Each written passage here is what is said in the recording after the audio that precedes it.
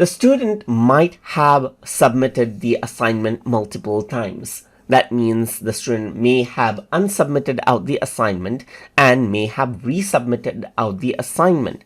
In that case, what you can do is you can actually go around and see the assignment submission history and check the activity that the student has done. So in that case, I can go around over here and click on this particular assignment right here. And then over here, you can see that this is the assignment right here.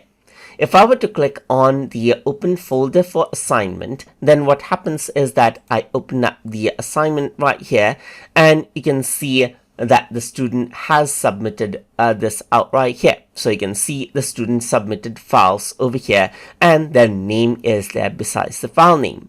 But if I want to go ahead and check their activity, then I can go around over here and open up this particular assignment right here.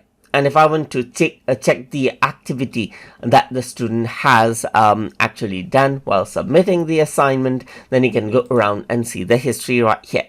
So now you can see that first of all, this was assigned and it was turned in over here in 4:18 a.m. right here. Then it was unsubmitted again by the student and turned in again. And it was unsubmitted and turned in again right here just like this.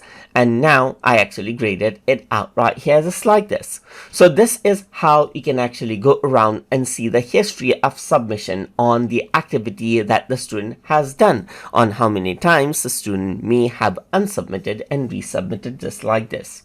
And that is how you can access out the assessment submission history inside of Google Classroom. So hope you guys learned something as always.